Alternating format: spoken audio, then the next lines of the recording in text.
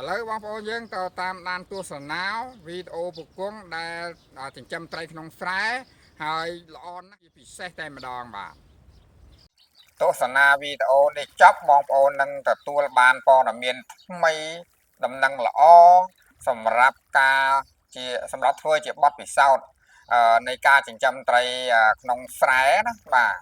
ហើយដោយបងប្អូនបានឃើញវីដេអូមុនហើយពគង់ចាប់ផ្ដើមរៀបចំតុបតែងអីចឹងណាហើយត្រីក៏ឃើញដែរដាក់ពីដំបងមកទូចប៉ាន់ម្រាមដៃទេហើយឥឡូវនេះវាក៏ចាប់ផ្ដើមបំលែងខ្លួនរីកខ្លួនអាចថា1x3 ដងឬក៏1x4 ដងហើយអ្វីដែលពិសេសនោះដែលបងប្អូនទន្ទឹងរង់ចាំនោះគឺចំណាយតិចថ្លៃចំណីមែនទែនបាទបងប្អូនយកចិត្តទុកដាក់តាមដានទស្សនាមានរឿងអីប្លែកមានកម្មវិធីអីល្អជាងនេះទៅទៀតកំពុងនឹងបញ្ចេញនៅក្នុងវីដេអូបន្តទៀតដើម្បីឲ្យបងប្អូនយើងយកជាប្លង់គំរូយកទៅអភិវឌ្ឍមុខរបរនៅនឹងផ្ទះបានរីកចម្រើនដោយឃើញស្រាប់ហើយត្រីពពងល្អលឿនហើយស៊ីចំណីបងប្អូនយើងចំណីត្រីនេះប្រហែលពពងប៉ាន់ຂະຫນាតនេះប្រហែលជាខ្ទង់100គីឡូត្រីនេះរាល់ថ្ងៃនេះណាប៉ុន្តែសម្រាប់អាកាស៊ីចំណីវិញគឺអស់តិចមែនទែនអស់1គីឡូកន្លះទេបងប្អូនយើងបាទស៊ីចំណីគ្រាប់4លីណាបាទស៊ីចំណីគ្រាប់4លីហើយមួយថ្ងៃអស់1គីឡូកន្លះនេះគឺមានន័យថាអស់តិចមែនទែនបាទហើយចំណុចមួយទៀតដែលល្អសំខាន់នោះគឺនៅចិត្តខែភាសាអីយើងដាក់អ៊ុយដាក់ដៃដាក់អីបានត្រេអញ្ចឹងយើងចេះយកមកបន្ថែមនេះបងប្អូនឃើញណាណាប្រគងចេះចាក់បន្ថែមបន្តទៅរំទាំងឡើងដល់ប្រាំងវិញវាកើនចំនួនរំដល់ពេលយើងប្រមូលផលវាកើនចំនួនត្រីបន្ថែមឲ្យយើងថែមទៀតណាហើយម្យ៉ាងគឺថាអ្វីដែលពិសេសនោះគឺគំរូនេះឯងនៅស្រុកខ្មែរយើងមិនទាន់មានបងប្អូនណាធ្វើឲ្យវាទលំទលាយទេបាទហើយឃើញចាក់នេះត្រីដែលយើងដាក់ដៃបានណាត្រីចង្វាត្រីអីងាប់ហ្នឹងណាត្រីចង្វាអាខ្លះរស់អាខ្លះសន្លប់អាខ្លះងាប់អីចឹងយកមកចាក់ចឹងមកដែលយើងហូបអត់អស់ហ្នឹងណាបាទហើយដល់ពេលចាក់ចឹងមកបងប្អូនឃើញហើយឡើងអង្គើទឹកហ្នឹងដោយសារវាមកស៊ីអាកូនត្រីដែលយើងចាក់ទៅហ្នឹងមានកូនត្រីមានកូនក្តាមមានកូនកពឹសណាហើយស៊ីទាំងអស់បាទត្រីដៃនេះស៊ីសឹងថាមិនរើសមុខទេបាទហើយអ្វីដែលសំខាន់ប្រគងឃើញថាសង្កេតមើលទៅឃើញថាវាវិជ្ជមានល្អទៅដែលគួរឲ្យចាប់អារម្មណ៍មែនទែនហើយពេលណាដែលយើងធ្វើវាបានជោគជ័យហើយគឺដូចជាអាងយកប្រគងលើកឡើងអំពីអាងនេះពេលដំបូងយើងចំណាយតិចហើយបងប្អូនយើងបាទហើយឆ្នាំហ្នឹងពូកងរែករ៉ានឹងរឿងស្រូវទៀតដាំស្រូវអត់ទាន់បានទៀតពេលវាច្រើនមុខពេកបាទណាមួយតំណប់ថ្មីត្រូវធ្វើណោះណាទី2គឺត្រូវសារ៉េដីស្រែហ្នឹងឲ្យវាលក្ខណៈមានសភាពស្មើផងហើយដល់ចឹងទៅបើសិនណាជាឆ្នាំក្រោយទៀតត្រូវយើងធ្វើស្រូវឲ្យដុះមុនណាយើងព្រោះស្រូវឬក៏យើងដាំស្រូវឲ្យបានស្រូវដុះមុនសិនបានដល់ពេលដាក់ត្រីហើយឥឡូវនេះបងប្អូនមើលស្រូវពងទឹមតបាច់គ្រាប់នេះបូមទឹកប្រខាសអាកដាលនេះចេញមកដើម្បីបាច់ស្រូវសិនឲ្យវាដុះមកចាំបូមទឹកដាក់វិញអញ្ចឹងឃើញយឺតយ៉ាវនឹងស្រូវហើយវាទឹកសុទ្ធបងប្អូនយើងឃើញណាអត់មានស្រូវចឹងពេលឆ្នាំក្រោយយើងអត់បាក់ធ្វើតំណប់បរ៉ែតអីថ្មីណាទៀតទេគឺយើងមានរចនាសម្ព័ន្ធយើងសាច់ជាអាងហើយចឹងគឺដល់ខែដែលអាចសង្ឃឹមថាមានទឹកមកយើងដាក់ស្រូវមុនគេយើងដាក់ស្រូវមុនគេមកស្រូវពុបពេញទាំងអស់ចឹងហើយបូមទឹកបញ្ចូលមកស្រូវយើងបានលក្ខណៈមួយចង្អាមឬក៏មួយចង្អាមជាងអីហើយយើងបូមទឹកដាក់ពឹបមកយើងលែងត្រីវឹបណាលែងត្រីវឹបល្អបដ ாய் បាទហើយនេះប្រពងធ្វើឆ្នាំដំបូងនេះអត់តន់មានស្រូវទេបងប្អូនឃើញហើយទឹកតទេដោយសារអីដូចប្រពងថាអញ្ចឹងធ្វើទំនប់ថ្មីហើយតុបតែងដាក់សូឡាដាក់អីដើម្បីបំភ្លឺពេលយប់កុំឲ្យសัตว์កុំឲ្យអីអាសัตว์ធំអីវាអត់មកបាទដូចឆ្កែចចកអីពេលណាដាក់ភ្លើងភ្លឺគ្រប់កន្លែងអញ្ចឹងវាអត់មកទេបាទតែបើអត់ដាក់វិញល្ងឹតឆ្កែចចកចូលស៊ីត្រីអស់បាទកន្លែងប្រគងមានឆ្កែចចបងប្អូនយើងខែភាសាឡើងគឺឆ្កែចកកវែលតាមស្រែហ្នឹងឯងឮតែវាយំ ប្រសិទ្ធប្រស័យពេញព្រៃហ្នឹងណាក្រោយផ្ទះហ្នឹងដល់អញ្ចឹងយើងដាក់ប្រព័ន្ធភ្លើងនឹងមកទីមួយយើងការពារដាក់ការពារកុំឲ្យឆ្កែវាចូលផងឃើញភ្លើងអញ្ចឹងវាមិនហ៊ានមកចិត្តទេហើយទី2គឺយើងដាក់សូឡាអញ្ចឹងមកយើងបានអាភ្លើងភ្លឺហ្នឹងសัตว์វាមកដេញបាទវាមកដេញជាមួយនឹងពូលហ្នឹងអញ្ចឹងទៅធ្វើឲ្យត្រីស៊ីបាទធ្លាក់សัตว์កដោបសัตว์ចរិតសัตว์អីផ្សេងមកធ្លាក់ប្រគងយប់ឡើងប្រគងចូលចិត្តណាបងប្អូនមកអង្គុយចាំមើលអញ្ចឹងទៅណាហើយលឺតែត្រីវាស៊ីអាកន្លែងពូលនឹងគុកក្រាក់មើលទៅត្រីឲ្យឡើងខាប់អាកន្លែងតាមពូលសូឡាហើយពូលចរិតអីហ្នឹងគឺសិតតែត្រីអញ្ចឹងហើយបានប្រគងថាត្រី100គីឡូអីស្ងៃប្រគងឲ្យស៊ីតែ1គីឡូកន្លះទេបងប្អូនយើងបាទស៊ីចំណីសម្រាប់ណាស៊ីតែ1គីឡូកន្លះទេនៅតែធំបាទនៅតែធំបានន័យថាត្រីយើងធំដែលគួរអាចទទួលយកបានត្រីធំលឿនបាទបងប្អូនឃើញត្រីប្រគងដាក់ឡើងគោកមិញធំលឿនដោយសារពូលសូឡានេះហើយអាពូលសូឡានេះយើងទិញតែម្ដងណាយើងអត់ពិបាកសាកថ្មបញ្ចូលថ្មឯងព្រោះវាមានផ្ទាំងវានៅនឹងស្រាប់សម្រាប់បញ្ចូលឲ្យយើងស្រេចអញ្ចឹងគឺតែដល់ពេលយប់គឺភ្លឺផ្លាប់ដល់ពេលភ្លឺដឹងស្រាប់ហើយមេភ្លៀងផងស្អីដែលថាអាចហោះហើរមកបានឃើញភ្លើងមកលេងភ្លើងសបាយនឹងភ្លើងហ្នឹងណាគឺមកទាំងអស់បងប្អូនយើងអើយមកទាំងអស់ហើយដល់ពេលនោះឯងដែលធ្វើឲ្យយើងវាជាកត្តាមួយដែលធ្វើឲ្យចំណៃណាដែលយើងអត់ពិបាកមិនដាក់ឲ្យស៊ី 100% ក៏បានដែរប៉ុន្តែប្រគងធ្លាប់ដាក់ហើយចេះដាក់ឲ្យខ្លះទៅដើម្បីឲ្យត្រីវាសាំងផងបងប្អូនណាបាទហើយប្រគងដាក់មានដូចថាមានបន្លែតពីងងអីខ្លះចឹងទៅដូចដបហ្នឹងអីវារួនទៅខ្យល់មកវាគោះគ្នាសុខคลิกចឹងទៅហើយភ្លើងភ្លឺចាយចឹងទៀតសវត្ថិភាពកាលមិនទាន់ដាក់នោះមានកុកកម៉ៅកសាកម៉ៅចូលមកស៊ីត្រីដល់ដាក់ប្រព័ន្ធការពារនេះនោះមានភ្លើងមានសូឡាផ្ទាំងសូឡាដាក់គ្រប់កន្លែងចឹងទៅអាសត្វអីក៏លែងមកដែរហើយមកតែសត្វល្អិតមកតែសត្វល្អិតថ្មុលចង្រិតកដោបអីកឡាតឬក៏សត្វអីដែលហើរមកបានហ្នឹងគឺចូលចិត្តលេងភ្លើងសបាយនឹងភ្លើងមកហើយអាសត្វអស់នឹងមកស្រួលឡាបងប្អូនអើយត្រីស៊ីឲ្យឡើងខាប់ហ្មងណាអញ្ចឹងបងប្អូនគិតមិនជួយពិចារណាមើលនោះបាទតើល្អឬក៏មិនល្អនោះបាទបើសិនជាល្អបើបងប្អូនយើងមានទស្សនៈថាល្អជួយខមមិនប្រាប់ប្រគងផងថាធ្វើអញ្ចឹងល្អបាទ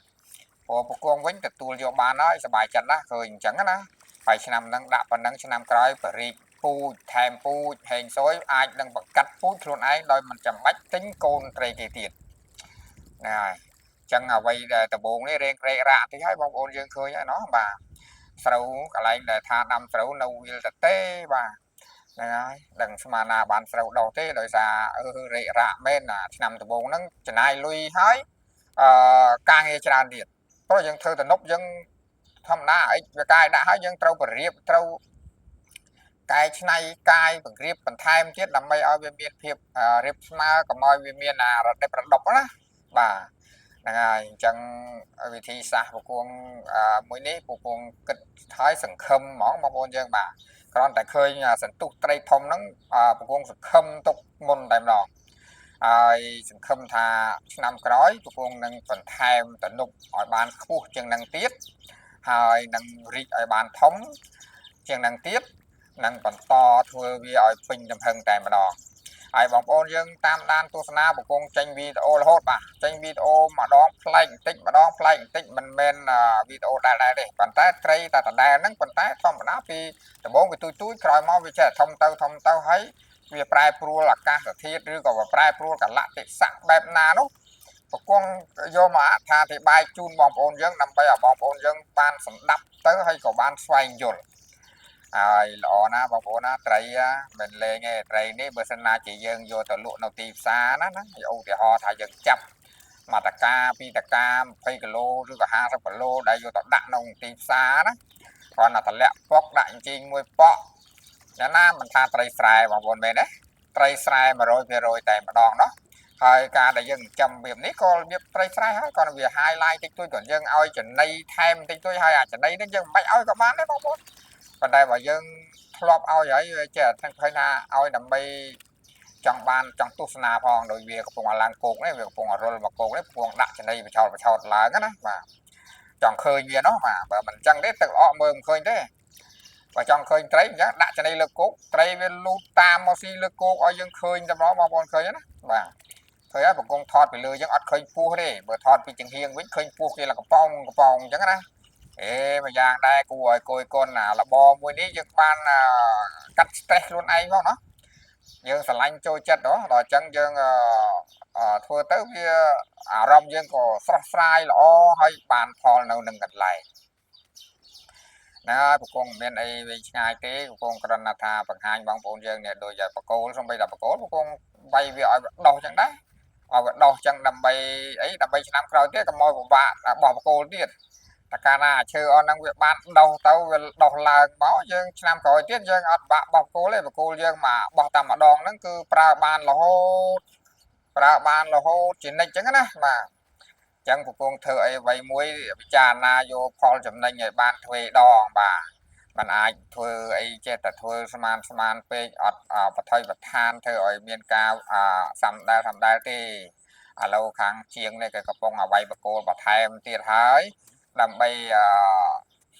បន្តការហុំស្បៃបងប្អូនយើងបាទហើយឥឡូវហើយជីកបកគោលបាន12 3ទៀតហ្នឹងគឺចប់ហើយចប់ហើយហ្នឹងយើងបន្តហុំហើយចាប់ផ្ដើមហុំស្បៃហើយការពារព្រមមានបងប្អូនខមមិនដែរ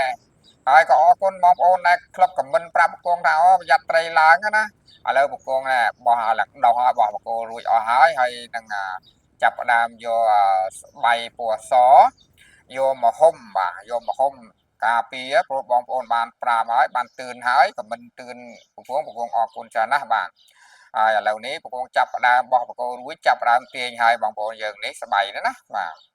ហើយស្បៃនេះពណ៌សចេះវាស្វិតបានយូរបាទហើយយ៉ាងទៀតត្រូវភ្លើង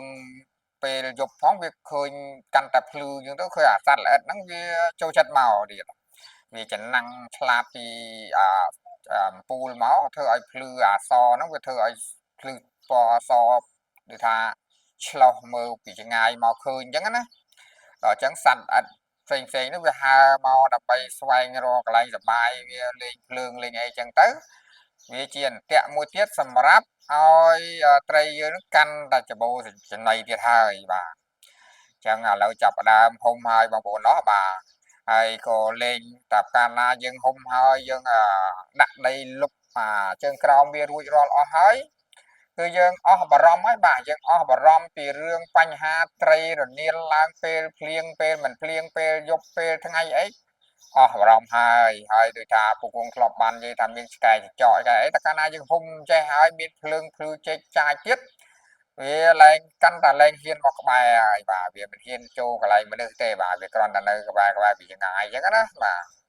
អូកន្លែងពូកងនេះអត់បានទេតែមិនការពារស្រួលមួយឆ្កែចចកស៊ីត្រីអស់បងប្អូនយើងបាទឥឡូវចាប់ផ្ដើមដាក់ប្រព័ន្ធការពារខែលការពារហើយបាទហើយមិនយូរប្រហែលទេវគ្គនេះនឹងរួចបាទឆាប់នេះឯងហើយពេលដែលរួចហើយហ្នឹងអាហ្នឹងយើងសល់ពេលវេលាហើយបាទឆ្នាំក្រោយទៀតយើងអត់ប្របាក់ធ្វើអីទៀតទេបងប្អូនយើងបាទ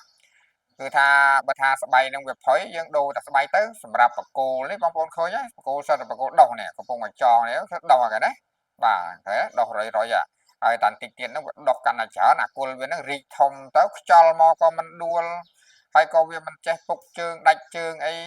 ចឹងបកគងធ្វើវិធីសាស្ត្រមួយនេះចំណេញខ្លាំងណាស់បងប្អូនយើងហើយបកគោលបងប្អូនខមមិនសួរថាដើមស្អីគេដោះបាទដើមប្រេងខ្យល់បងប្អូនណាបាទដើមប្រេងខ្យល់យើងទៅទិញពីគេមកយើងគ្រងឲ្យហើយមកណាយើងកាត់ប្រវែងណាយើងទិញយកមកដល់យើងទៅទិញដល់ដើមចំការគេអាស្រស់តែម្ដងបាទ